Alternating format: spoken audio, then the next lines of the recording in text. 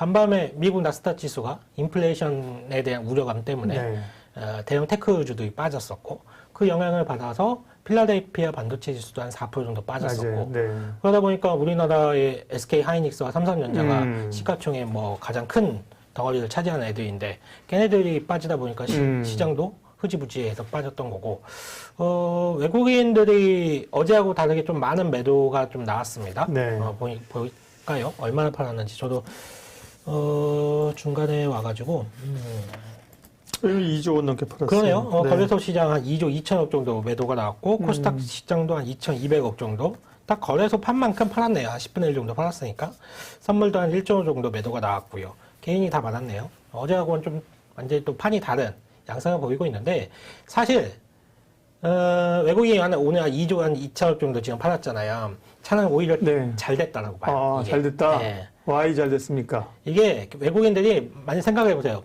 한 오늘 5천억 팔고 내일 또 5천억 팔고 찔끔찔끔하지 않고. 그러면 시장 정말 질질질질 셉니다. 그러면 정말 매각이 없거든요. 근데 이렇게 한 방에 이렇게 한 뭐 1조 5천억 이상 이렇게 매도가 나오잖아요. 그럼 다음 날까지 영향을 미치는 경우가 제 경험상 그렇게 많지 않았어요. 그러니까 오늘 뭐 2조 원 정도 팔고 내일 또 2조 원을 팔고 이런 경우는 거의 없었어요. 오히려 내일 만약에 한 뭐 2, 3천억 정도 추가적으로 매도가 나올 수는 있겠죠. 하지만 내일 2, 3천억 정도의 매도세로는 오늘 뭐 2조 원을 매도를 했는데도 지수가 뭐 한 1% 정도? 그 정도밖에 안 밀렸기 때문에 내일은 오히려 더 강할 수가 있거든요. 목요일이 선물 옵션 만기일이라는 거예요. 그래서 그런 지적도 해주고 계신데 맞아요. 요즘 만기일의 특징이 뭐냐면 전전날 이렇게 많이 밀어도 몇 달 그랬거든요. 보통은 만기일날 충격이 있거나 혹은 만기일 하루 지나서 충격이 있었던 맞아요. 적도 옛날에 있었는데 네. 요즘 특이한 게 보세요. 계속 전날이 아니라 전전날 화요일날 이렇게 몇 달 동안 급락이 있고 또 되사고 그런 요런 버릇 그러는지 한번 봐야겠어요. 네. 저도 한번 볼게요. 그러니까요. 저는 네. 몰랐어요. 네. 그래서 저는 차라리 이렇게 대규모의 외국인의 매도세가 이렇게 나와버리면 오히려 마음이 시원합니다. 뭐 많이 팔았구나. 뭐 더 팔 게 과연 있을까? 뭐 얼마나 남았을까? 이런 생각 때문에 오히려 마음은 편하기 때문에 시청자분들도 한번 지수 한번 볼게요. 지수 한번 네. 보신다라고 하면 차트 보시면 지금 이게 종합주가 지수인데 당겨볼까요? 한번 당겨보면 뭐 이거 부담스럽나요? 막 큰일 났다 이런 느낌 드시나요? 그렇지 않죠. 전혀 안 그렇거든요. 그러게요. 네. 평온해요. 네. 평온해요. 그냥 일상적인 맞아요. 조정이었다고 보시면 될 것 같고 뭐 주봉을 한번 볼까요? 주봉 역시도 뭐 괜찮습니다. 아직까지 뭐 느낌이 뭐 위험하다 뭐 이런 느낌 전혀 안 들어요. 오히려 사실 정고점 테스트하는 구간이죠. 맞아요. 그렇죠. 오히려 진짜 정고점을 테스트하고 네네. 거기 돌파하기 위한 매물을 받는 거죠. 네. 그렇게 좀 보여지고요. 월봉을 볼까요? 월봉. 월봉은 조금 조심스럽죠. 월봉은. 왜냐면 지금 이게 월봉 하나가 몇 개가 연속으로 나왔나 보세요. 둘, 양봉이. 넷, 여섯, 하나, 둘, 일곱. 셋, 넷, 다 7개가 나왔잖아요. 네, 지금. 네. 7개가 나왔는데 과거에 보시면 이렇게까지 양봉이 연속적으로 7개가 나온 적이 쉽지가 않거든요. 이게. 그리고 보세요. 봉의 그 높이도 조금씩 낮아지면서 조금 에너지는 조금 줄어드는 듯한. 네, 이때 한 7개 정도가 나왔겠네요. 2017년. 그렇죠? 하나, 둘, 셋, 넷, 다, 7. 이때 한번 7개가 나오고 그 다음에는 음봉이 하나 떨궈졌어요. 그죠? 2017년 이때. 8개 나왔어요, 8개. 8개인가요? 네. 하나, 둘, 셋, 넷, 다, 8개 나왔네요. 네네. 이때. 이렇게 연속적으로 6개, 7개, 8개 이렇게 양봉이 쓰기가 이 월봉상에서 사실 쉽지는 않아요. 쉽지는 않기 때문에 여기서 만약에 진짜 우리가 월봉상에서 5월달 장세에서 음봉이 나와도 그렇게 이상한 장세는 아니에요. 이게 추세를 이어지는 과정이라고 보셔도 상관이 없는 부분이거든요. 그래서 전략을 세운다라고 하면 저는 이렇게 한번 세워보겠어요. 일봉 주봉상 오늘 하루짜리 조정은 뭐 일상적으로 나올 수 있는 조정이구나. 그리고 외국인이 많이 팔았구나. 뭐 과연 더 팔 게 있을까? 그 정도 넘어가더라도 월봉상 5월달 장세는 정고점 영역이기도 하고 변동성이 좀 있을 수는 있겠구나. 위아래로 위에서는 매도 물량이 좀 많을 것이고 아래에서는 또 그만큼 살려는 사람들이 많을 것이니 위아래로 조금 매물이 좀 있으면서 변동성은 좀 있겠구나 라는 정도로 전략을 한번 세워보시는 것도 나쁘지 않을 것 같아요. 그래서 오늘 시장만 본다라고 하면 뭐 시장이 조금 하락은 했지만 저는 뭐 아까 업종별로도 박사님께서 무슨 업종 말씀을 네. 하셨지만 오르는 업종도 있었고 빠지는 업종도 있었잖아요. 이 얘기는 무슨 말이냐면 로테이션이 바뀌고 있다는 거예요. 왜냐하면 사실은 주가가 50포인트 하락한 날, 뭐 종가로 39포인트 정도 했으면 사실 우수수 다 빠져야 되거든요. 맞아요. 추세가 무너진다라고 하면 그러니까요. 업종별 다 빠집니다. 근데 네. 이렇게 보면 아까 꽤 이렇게 오르는 업종도 있었잖아요. 네, 맞아요. 그렇죠? 예. 빠지는 업종도 있었고 오르는 업종도 있었다는 거는 돈들이 흐름이 지금 순환매가 돌아가고 있다는 거기 예, 때문에 그렇죠. 지금 장세를 그렇게 나쁘게 생각할 이유는 없습니다. 그래서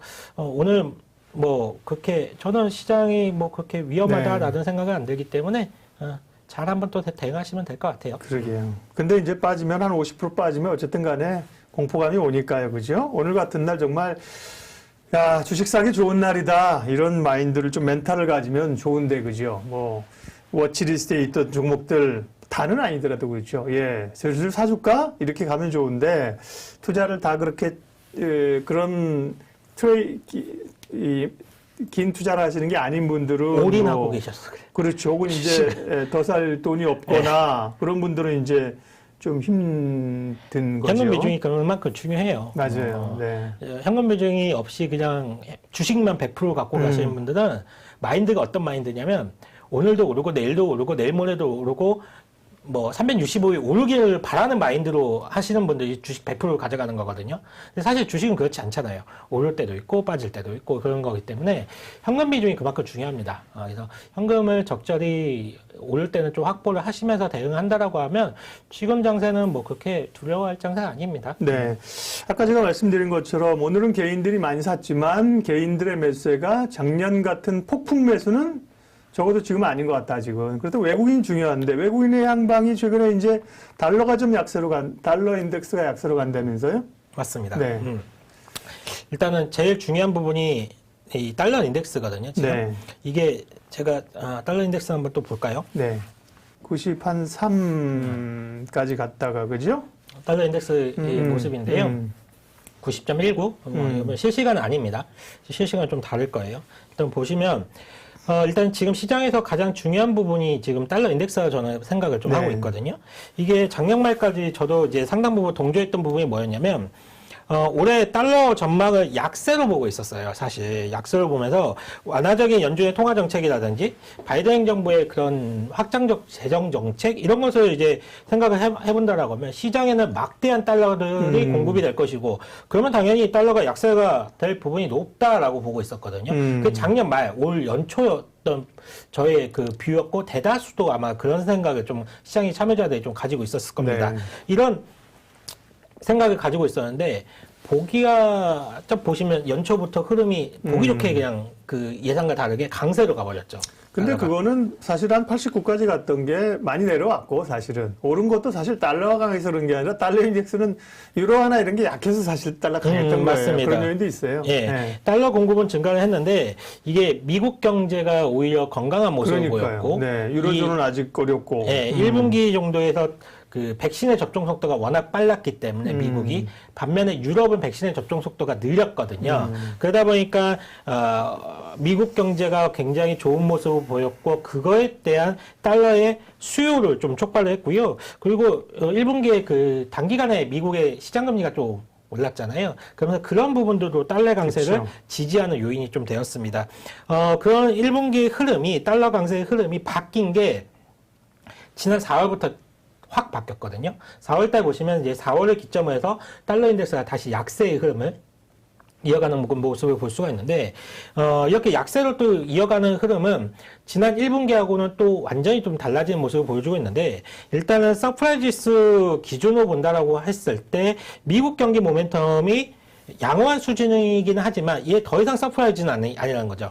1분기에 워낙 좋은 경제 지표를 발표를 했기 때문에 2분기부터는 뭐 좋긴 하겠지만 우리가 놀랄 정도로 좋은 수준은 아니다라는 인식이 되었고 그리고 앞서 말씀드렸지만 백신의 접종 속도가 1분기가 미국이 가장 빨랐거든요. 네. 그러면 2분기에는 어디가 빠를 것인가라고 하면 아무래도 유럽이 빠를 거라는 얘기를 지금들 많이 하고 있어요.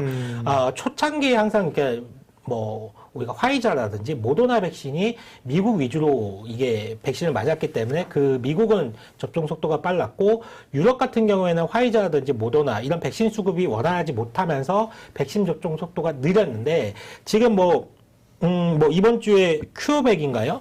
또 독일에서 개발하고 있는 메신저 RNA 기반의 백신이 네. 독일에서 개발한 거 이게 이제 임상 3상을 좀 발표한다라고 하고 있잖아요.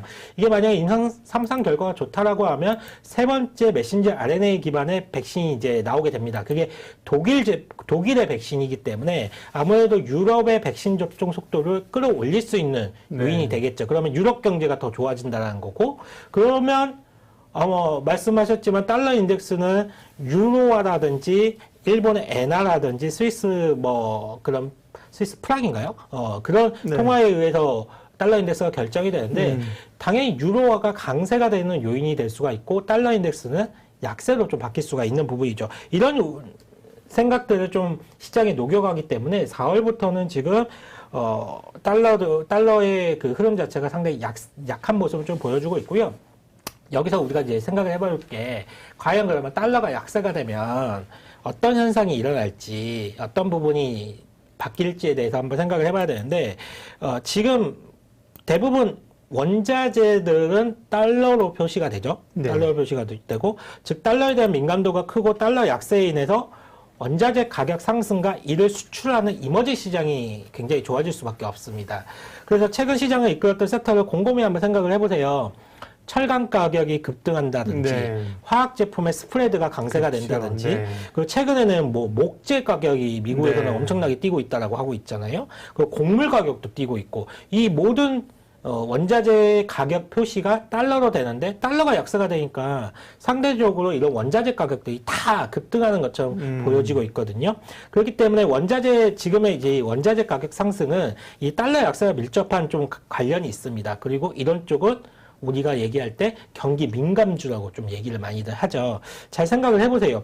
지금의 상황이 과연 경기가 진짜 좋아져서 이들 업종이 올라가는지 아니면 달러 약세로 인해서 제품 가격이 올라가다 보니까 그렇게 나타난 상승인지 이 부분을 잘 한번 생각을 해보세요. 네. 저는 후자 쪽이라고 봅니다. 왜냐하면 당장 내일이라도 달러가 강세로 돌아선다라고 하면 돌아서거나 지난 1분기처럼 그런 강세 흐름이 나타난다라고 하면 경기 민감 업종 같은 경우에는 조정 또는 최소한 추가 상승을 못할 겁니다. 그렇기 때문에 지금은 가장 중요한 게 달러 약세의 흐름이 계속 이어지는지, 만약에 달러 약세의 흐름이 계속적으로 이어진다라고 하면 원자재의 가격 상승 사이클은 좀 더 이어질 것이고, 이와 밀접한 관련 종목들 철강, 화학 이런 음식료, 곡물 가격 이런 것들이 올라가기 때문에 이런 업종들에서 계속적으로 시세가 나타날 수가 있는 거죠. 5월에 자동차 업종을 주목하고 비중을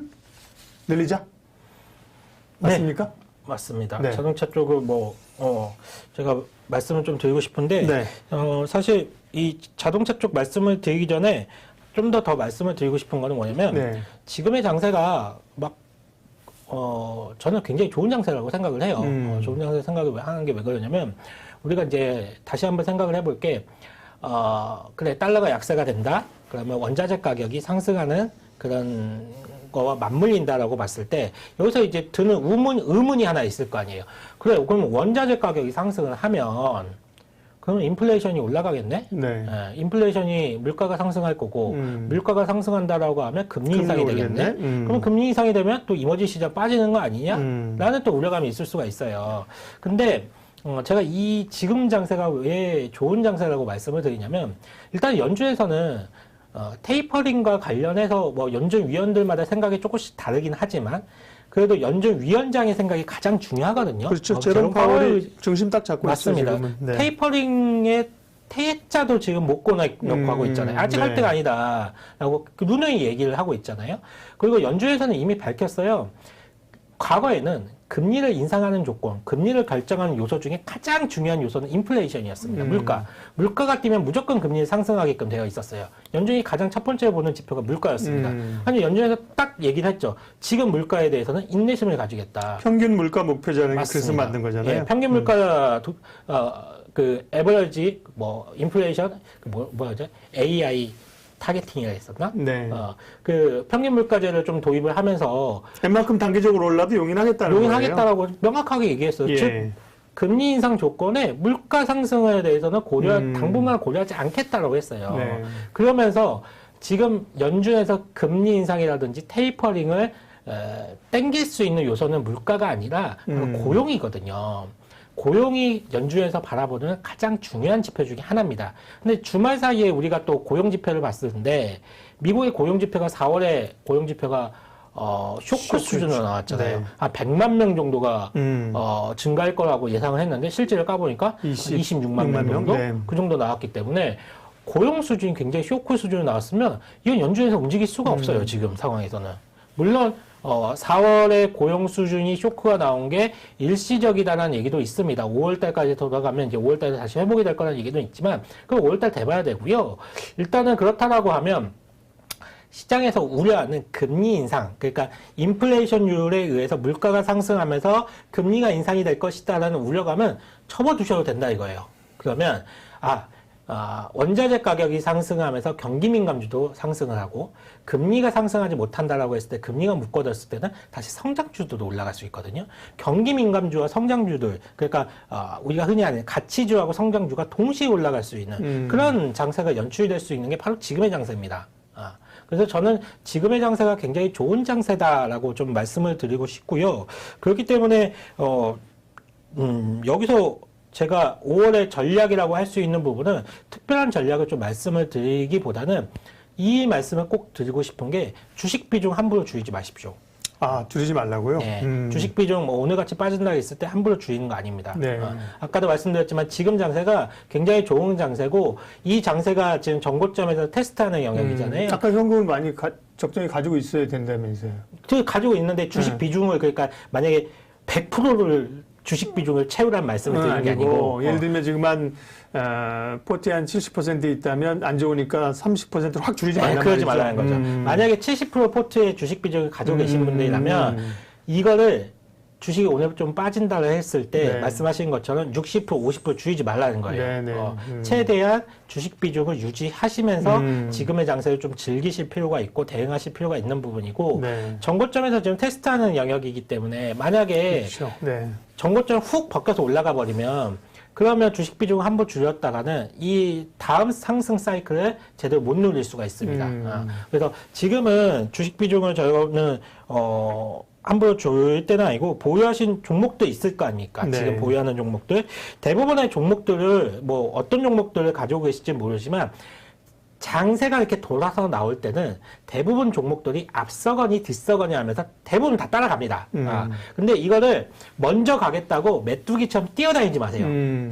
이 종목이 갈 것 같으니 저 종목에 한번 갔다가 다음날 저 종목이 갈 것 같으니 또 저 종목을 올라가고 뛰어다니다 보면 다 놓칩니다.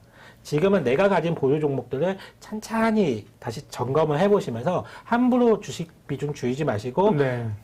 내가 가진 종목들 좀 더 믿고 시장이 상승할 때 내 차례를 기다린다라고 하면 충분히 수익을 낼 수 있는 장세이기 때문에 지금 5월의 장세는 조금 주식 비중 줄이지 말고 차분히 기다려라라고 좀 말씀을 드리고 싶어요. 시장의 분위기는 어쨌든 이제 경기 관련주가 이 바통을 잘 안 놓고 가잖아요, 그죠? 철강 오늘 뭐 중소형 철강으로 갔습니다만 철강, 조선, 뭐 해운, 네, 건설, 뭐 기계 이런 쪽으로 가는 거고요.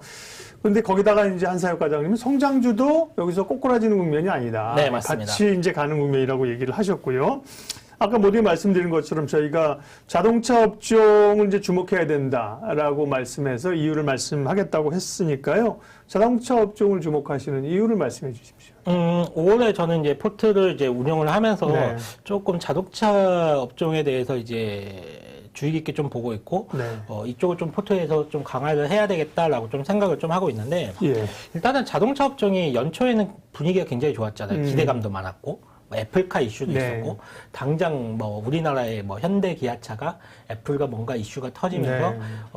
정말 뭐가 될 것 같은 분위기에 휩싸이면서 자동차 실적도 굉장히 좋았거든요. 자동차 업종들이 막 주가가 올랐는데 그 이후에 한 3개월 정도, 3, 4개월 정도 흐름이 그렇게 좋지가 않아요. 최근에 왜 안 좋죠? 자동차 업종이 흐름이 좋지 않은 게? 차량용 반도체 부족이 맞아요. 가장 단기적 이슈죠. 네, 맞습니다. 차량용 반도체가 자동차용 반도체가 없어서 공장이 셧다운되니까 생산에 네. 차질을 겪을 것이다라는 게 자동차 업종을 짓누르는 악재입니다. 근데 저는 그 악재가 점차 해소되는 국면으로 가고 있다라고 보고 있거든요. 그렇기 때문에 5월부터는 자동차 업종을 조금 비중을 늘린다라고 지금 생각을 하고 있는데, 일단은 TSMC가 이번에 반도체 라인 하나를 싹 비웠습니다. 라인을 하나 싹 비우고 한 3조 원 정도를 들여서 차량용 반도체를 생산하겠다고 이미 밝힌 상황이에요. 예. 이미 밝힌 상황이고, 이게 돌아가는 시점이 한 지난 4월 지난 4월 정도 됐을 것 같아요.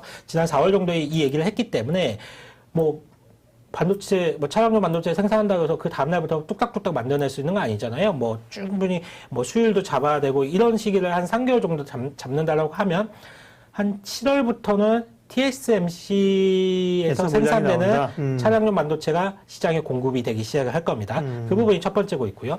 그리고 이제 우리가 기억을 해볼 게 뭐가 있냐면, 지난 2월에 설상가상으로 차량용 반도체를 주로 생산하는 르네상스라든지, 네. 그리고 NXP라든지 이런 업체들이 화재라든지 정전 사고가 났었어요.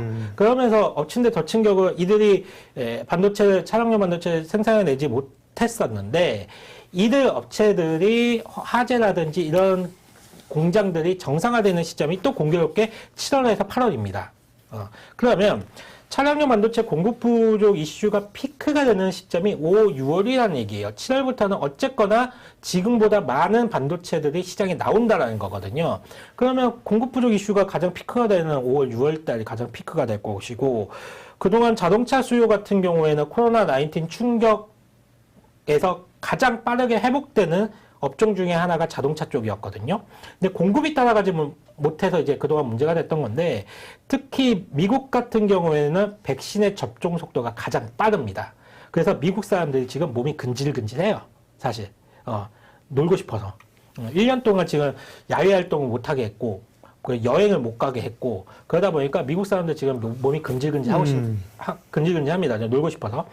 그러면 이동 수요가 폭발하기 직전이라는 얘기예요. 그러면 지금 신차라든지 중고차, 렌터카 이런 쪽에서는 초호황을 누리고 있거든요. 미국 시장에서는. 어느 정도냐면 렌터카가 부족해가지고 이삿짐 차량까지 지금 동원할 정도라고 합니다. 그러니까 렌터카 수요가 너무 높다 보니까 이걸 지금 대줄 수가 없다 보니까 이삿짐 차량까지 활용하고 있을 정도로 초호황을 좀 누리고 있다라고 해요. 그러면 하반기에는 자동차 밸류체인 전반에 걸쳐서 공급이 정상적으로 된다라고 했을 때, 그러면 자동차의 밸류체인 전반적으로 생산량을 크게 증가시킬 것이고, 이렇다라고 하면 적정 재고도 크게 증가할 전망이기 때문에 저는 하반기에 자동차 수요가 굉장히 공급이 이제부터는 정상화 된다라고 보고 있습니다. 그러면 자동차 업종 언제 사야 될까요? 딱 정상화되는 7월부터 사야 될까요? 8월부터 사야 될까요? 아니거든요. 미리 사야 되거든요. 그래서 5, 6월은 자동차 업종을 조금 비중을 확대하는 시기를 좀 가져가 보면 어떨까? 그리고 지금 많이 빠져 있잖아요. 또 뭘 살까요? 뭐 샀으면 좋으실 것 같아요. 그러게 이제 자동차 현대차나 기아, 그죠? 그다음에 좀 만도 이런 거 가지고 이제 부품주 가지고 계시는 좀 고생하시는 분들이 있고 그렇죠. 부품주가 좀 더 빠를 겁니다. 완성차보다는. 빠를 거다. 네, 부품주가 먼저 빠를 것이고, 왜냐면 오더를 먼저 내릴 때 부품주한테 그렇죠. 먼저 오더를 내리기 때문에 부품주가 좀 더 빠를 것이고, 그 다음에 순서는 이제 완성차로 가게 될 것인데, 저는 개인적으로는 모르겠어요. 현대차보다는 완성차 중에서는 현대차보다는 기아차가 좀 더 탄력성 있게 움직이지 않을까. 라고 좀 생각을 하고 있고, 부품주 중에서는, 만도 좋아요. 네. 실적 1분기에도 상당히 좋게 나왔고, 2분기에도 실적이 서프라이즈한 수치가 나올 가능성이 높기 때문에 만도도 좋고요. 그리고 미국에서의 그런 자동차 수요가 폭발하기 직전이기 때문에 미국 현지에 우리 자동차 완성차 업체들이 있잖아요. 현대차, 기아차 공장들이 다 있잖아요. 거기에 딸린 식구들, 그런 부품 회사들 좀 같이 보면 좋지 않을까. 라고 해서, 개인적으로 또 SL이라는 회사 있거든요. SL이라는 회사 있는데 그 회사는 무슨 회사냐면 자동차 앞에 헤드램프 만드는 회사예요. 그 회사가 미국에 이제 공장이 같이 현대기아차와 같이 네. 진출되어 있고 아이오닉 5라든지 제네시스와 같은 고급차 모델에 이 헤드램프가 들어가기 때문에 SL 같은 경우에도 상당히 좀 좋지 않을까라고 생각을 해서 5월 달은 지금 뭐 자동차 부품주도 한번 보시는 게 좋지 않을까. 그래서 저는 자동차 부품주는 좀 비중을 확대하는 시기다라고 좀 보고 있습니다.